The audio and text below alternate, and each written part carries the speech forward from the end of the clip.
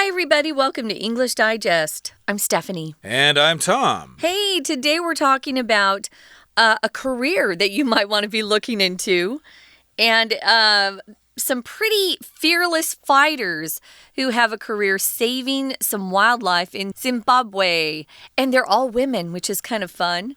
There's actually a documentary that's been made about them if you're very interested, and it was executive produced by James Cameron, who, of course, is the famous director that made Titanic. I'm probably in the minority, but I hated Titanic. You know, Titanic is a really great story, and he kind of turned it into a joke, I thought, at the end, you know, when they're dashing around the ship trying to get off. Yeah. Anyway, that's just my opinion. Yeah, there's something about that movie I couldn't understand, though. The movie Titanic is about the boat, but what was the boat in that movie called?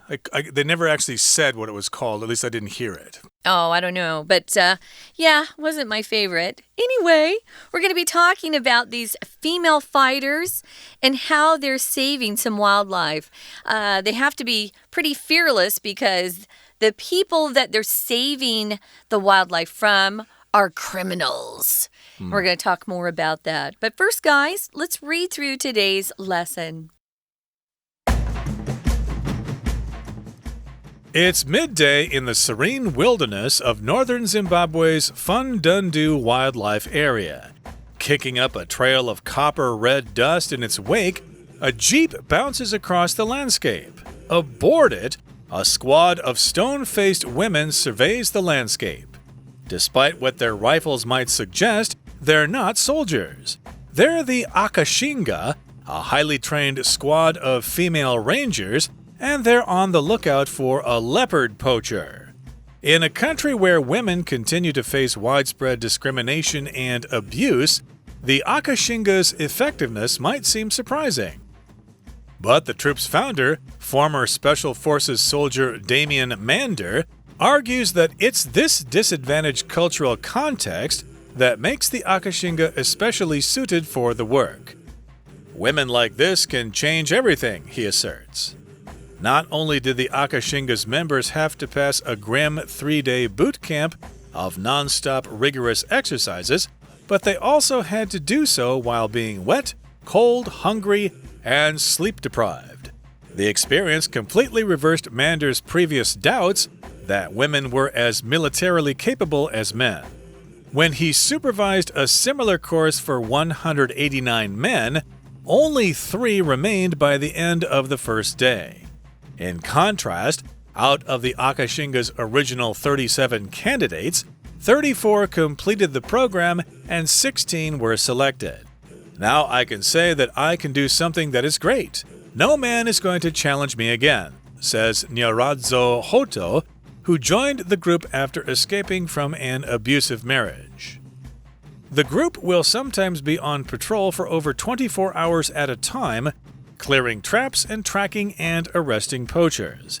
Zimbabwe hasn't truly tackled the illegal killing of its wildlife, but with these fearless rangers on the job, its endangered species have at least a fighting chance.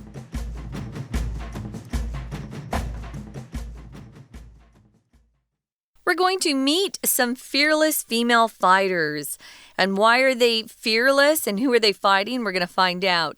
But they are all busy saving Zimbabwe's wildlife, in particular the elephants. We're going to find out. So here's the scene that the author is setting here. It's midday in the serene wilderness of northern Zimbabwe's Fandundu wildlife area. So it's midday, which means it's probably noon. And if it's a serene wilderness, anything that's serene is just very calm, very peaceful. There are no troubles happening. It's very tranquil. It's kind of nice. It's nice to feel serenity, which is the noun form. Now, if you're talking about a wilderness, guys, it means there's not much out there. It hasn't been inhabited by people. There hasn't been a lot of construction done, so you won't find hotels and 7-Elevens and Family Marts out there. It's just the land, and it's in an area where no people actually live. Usually you find a lot of animals in the wilderness. We're talking about an area in Zimbabwe's northern part, and they've got a fun name for it. It's Fandundu Wildlife Area. It's kind of a fun title, fun name. Yep, so yeah, if you're there, of course, and if you're there at midday, then you're going to be in a serene wilderness. This is a huge country. Africa, of course, is a huge continent, and those countries are really big with really huge national parks. So again, you're going to have a lot of wildernesses there. And here we're out there with a Jeep. Okay, I guess there's a Jeep out there on safari. So kicking up a trail of copper red dust in its wake, a Jeep bounces across the landscape.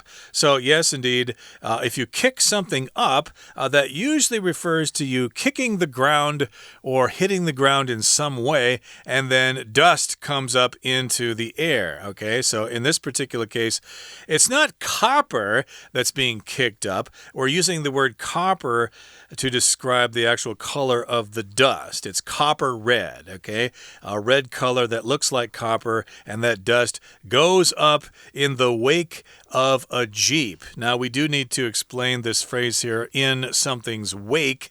If you're a boat on the ocean and you're moving forward, then the waves you create on both sides of the boat are called the wake, okay? So if you're water skiing, sometimes it's fun to try to jump over the wake as you're behind the boat there. But we're also using this to talk about the dust that gets kicked up behind the Jeep, okay? The Jeep goes down this road, and then this dust kind of rises up into the air on both sides of the Jeep. So we say the dust is in its wake. That's right. So aboard that Jeep, who's in that car, that Jeep? We've got a squad of stone-faced women. Okay, so the squad is surveying the landscape. A squad here refers to that group of women, and we'll often use squad when we talk about a very small military unit. Soldiers that hang together, usually about 10, are in a squad. But you can also use squad to talk about any small group or party. Maybe you've got a group of friends who are all trying to achieve some sort of goal. You could call yourselves the squad. So a squad is a group of people. Now, stone-faced means very serious. No one's smiling. If you're stone-faced, you're not giving away any emotions or expressions on your face. You're stone-faced. Usually, if you use this term, you're talking about people who look very intimidating, kind of scary, no smile at all. So they're looking around the landscape. They're trying to see what they can see out there in the wilderness. Remember, again, wilderness doesn't really have any humans living out there, but they're looking around because they're definitely after some bad people.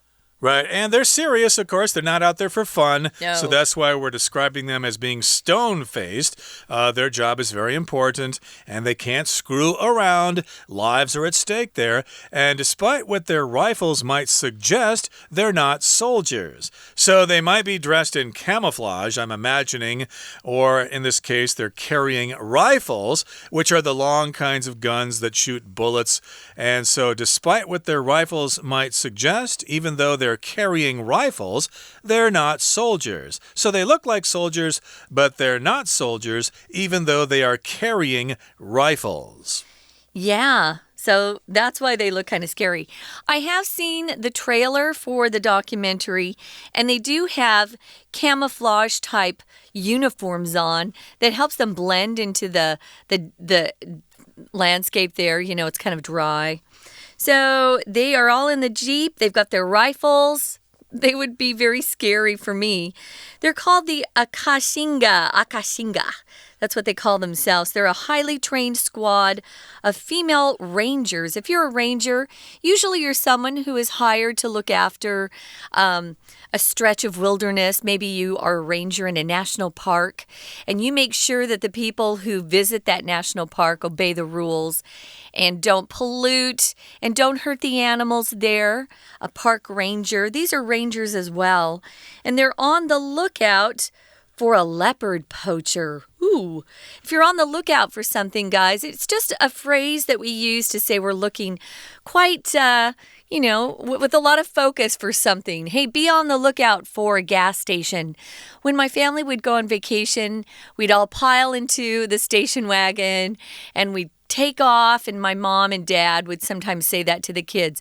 Be on the lookout for a gas station, or be on the lookout for, a place where we can stop and eat lunch. And so as kids in the back, we would be looking around for whatever our parents asked us to look for. Now, if you're a leopard poacher, Tom, what's a poacher? A poacher, that's a person who hunts or kills animals illegally. They're not supposed to be doing it, but of course, a lot of those endangered animals in Africa are sought after by people, usually in Asia, who want those animals for their body parts because they're used in traditional medicine or for whatever other reasons, for elephant ivory, so you can make jewelry and stuff like that to flaunt your wealth if you're rich or something like that.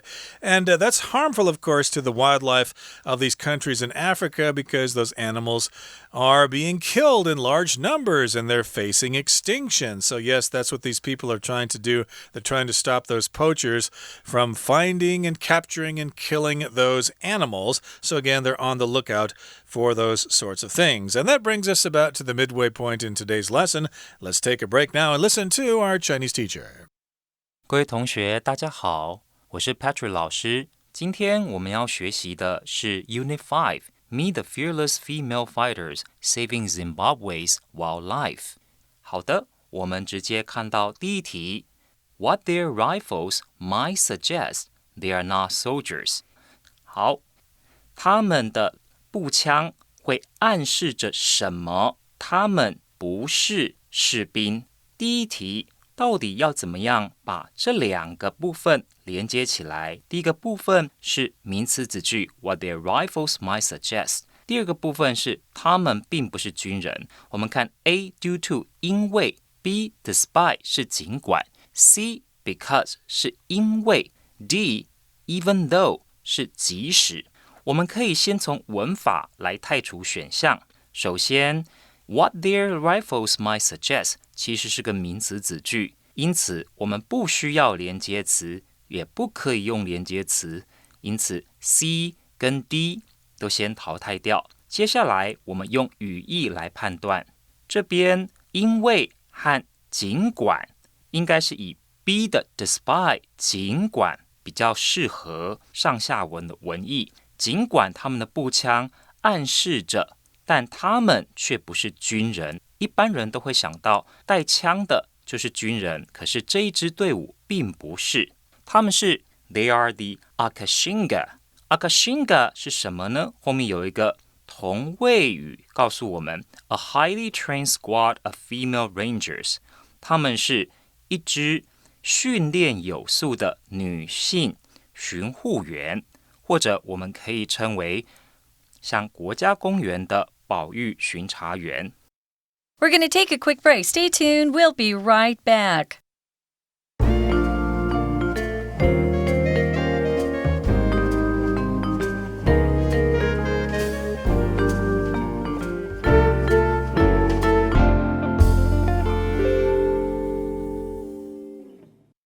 Welcome back, guys. We're talking about the fearless female fighters who are saving Zimbabwe's wildlife. They're called the Akashinga, and they're highly trained female rangers. So in a country where women continue to face widespread discrimination and abuse, the Akashinga's effectiveness might seem surprising. They're pretty fierce. If you check them out, you'll see what I mean. I wouldn't mess with them, really. And they all shave their hair very close to their head. Some of them actually look like guys to me, but they're serious about their jobs. Discrimination is when there's unfair or unjust treatment of people just based on something like their race or their age or their sex. Discrimination, you don't treat people fairly. Now, abuse is when you treat someone really badly. So this is the noun form, abuse. Notice the pronunciation, guys, is the S sound, abuse. Abuse is a verb. And so if it's a verb, you have to say it differently, abuse. But here, again, it's a noun. It's improperly using something. Maybe someone you know is abusing drugs or abusing alcohol or abusing their husband or their wife by hitting them or abusing kids.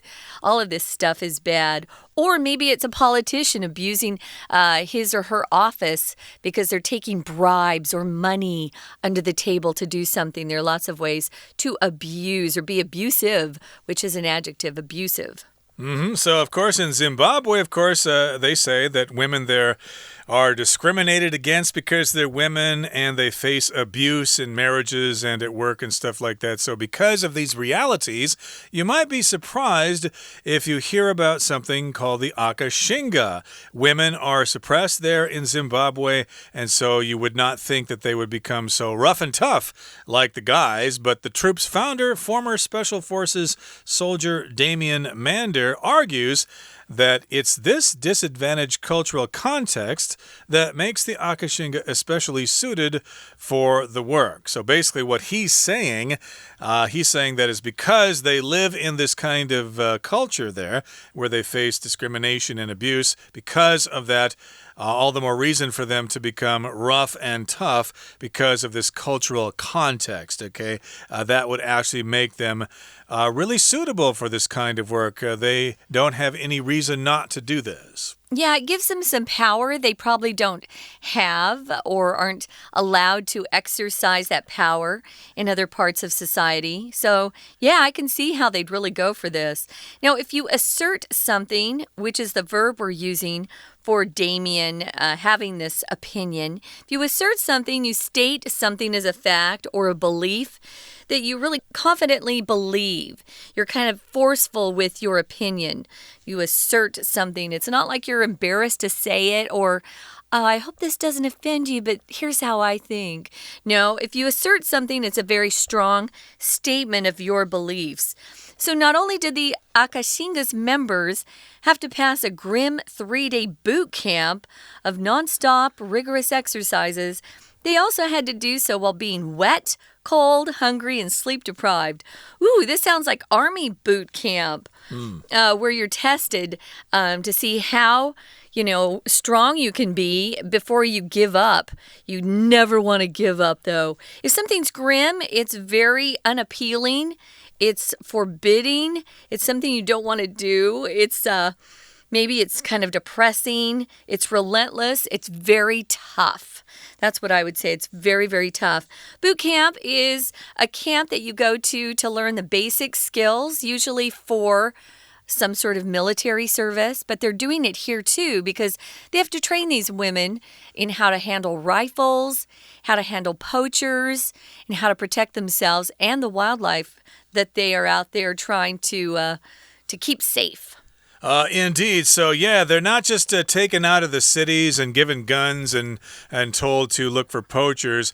They need to go through rigorous training here. It's grim, it's grueling, and it lasts for 3 days. It's training here. And, it's nonstop. They have these exercises that they just can't rest between. And, of course, they do this when they're wet, when they're cold, when they're hungry, and when they don't get enough sleep. Sleep-deprived means you've been deprived of sleep. You've been denied sleep, and so you have to stay up pretty much all the time here. And the experience completely reversed Mander's previous doubts that women were as capable as men. So in the past, he thought that maybe somebody asked him, do you think women can be as rough and tough as men? And he said, no way. They're weak. They can't make up their minds themselves. So he had doubts that they could be as capable as men. And this particular experience reversed his previous doubts. He has learned his lesson. He no longer has that feeling. He now knows that these women can be just as rough and tough as men, if not even more so.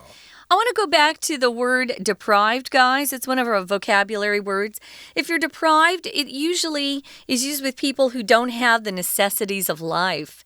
deprived childhood. If someone had a deprived childhood, they grew up probably with bad parents or no parents. They didn't have a lot of money, kind of poor. They had the living conditions that they were brought up in were bad. So if you're deprived of something, you don't have something that's really necessary. Right. So, of course, again, in this boot camp, they're deprived of sleep and they're wet, cold, and hungry. But again, here we've got Damian Mander, who used to be a member of the Special Forces. Originally, he thought that women weren't capable militarily, but now he has reversed his doubts and he believes them, or at least he believes in them quite well. And when he supervised a similar course for 189 men, only 3 remained by the end of the first day. So here we've got the word to supervise as a verb. That just means you kind of check things out, you monitor, you observe the people around you, and you make sure they're doing what they're supposed to be doing. So you're in charge of them, basically. So he supervised this course for a lot of men, but hey, they were kind of wimps here. Only 3 of them remained by the end of the first day. The rest of them quit. This is too tough. I can't take this. I quit. I'm going back to my job in the factory or whatever. And in contrast, out of the Akashinga's original 37 candidates, 34 completed the program and 16 were selected. So I guess in this particular case, the women outperformed the men. I'm sure they were thrilled to have the opportunity, right? So this is someone who is in the group. Nyarada? Nyaradzo. That's what I said. Nyaradzo. She says, this is her quote, "Now I can say that I can do something that is great. No man is going to challenge me again." Yeah, it gives them a lot of power and confidence when they have joined this group and went through that boot camp. Good for them. She joined the group after escaping from an abusive marriage. Here, abusive is being used as an adjective. So, yeah, she got away from a bad guy. The group will sometimes be on patrol for over 24 hours at a time. If you're on patrol, you're walking around or riding around an area to make sure it's safe and that no criminal activity is taking place. Police will go on patrol and check out neighborhoods and places in the city to make sure no crime is being committed. Or the security guard in your housing community may be on patrol, checking things out and stuff like that. And so this is what they do when they're on patrol. They clear traps, which are, of course, for the animals. They get rid of the traps so the animals won't be trapped. And they track, they follow, and they arrest those nasty poachers. And Zimbabwe hasn't truly tackled the illegal killing of its wildlife. It's quite difficult to do that. But with these fearless rangers on the job, its endangered species have at least a fighting chance. And if you have a fighting chance, that means, hey, you have a chance to survive, but you still have to fight for it. Cool. Well, right now, we're going to listen to our Chinese teacher, and then we'll be back to wrap up. 各位同学，我们接着继续看第二题。第二题的题干 But the trooper's founder, former Special Forces soldier Damian Mander, argues that it's this disadvantaged cultural context that makes the Akashinga especially suited for the work. 请同学特别注意到 it is that 这个部分，请画起来。这个句型是分列句，或者我们也可以称为强调句，就是这样的文化脉络让 the Akashinga 特别适合这项工作。请同学看到 disadvantaged 是居于弱势的， B productive 是具有生产力的， C revolutionary 是革命的， D indigenous 是原住原始的。因此我们选 A， 这些女性她们在文化脉络当中居于弱势。接下来请看到第三题的题干The experience completely 怎么样 Mander's previous doubts。 好，这里考的呢其实是词语搭配。上面训练这支女性队伍的经验，完全的对 Manders 之前的疑惑或者疑虑产生了什么效果？我们看一下 A elaborated 是阐述， B specify 是明确指出， C reverse 是扭转， D summarize 是做摘要。好，第三 reversed his doubts， 我们选消除了他的疑虑，答案选 C。 关于消除疑虑，我们很常用的动词还有 clear the doubts 和 dispel the doubts D-I-S-P-E-L。 好，请同学看到第4题，综合测验前后句非常重要。我们先看前一句， When he supervised a similar course for 189 men, only 3 remained by the end of the first day。 其实这位教练一刚开始训练的是189名男性，结果只有3位在第一天之后坚持留下来。后面这个句子 out of the， 好，这边是我们关于女性训练的部分。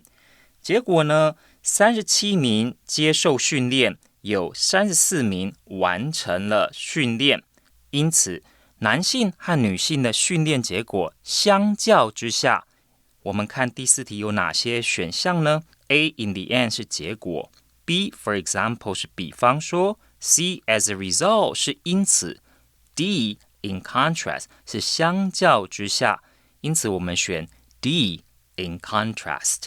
紧接着我们看到下面第5题，第5题的部分，请同学从最完整的子句 but 之后往后看，也要记住 but 这个字其实是转折的连接词，但是有了这些勇敢的女性巡逻员 its endangered species have at least a fighting chance， 这些濒临绝种的物种至少有了一线生机。我们看哪一个文意比较适合呢？因为前面是用 but 这个转折语气来连接，但有了这一支女性巡逻队，所以前面应该是比较负面的，不是那么正面的好消息，所以我们选 B。 辛巴威还没有真正完全解决野生动物盗猎的问题。好，以上就是我们今天的中文讲解。 See you next time. That's it for today's lesson, guys. So here's an interesting career choice. If you want to go and live in Zimbabwe, you can join the Akashinga. If you can get through boot camp, that is. It sounds kind of tough. For English Digest, I'm Stephanie. And I'm Tom. Goodbye. Bye.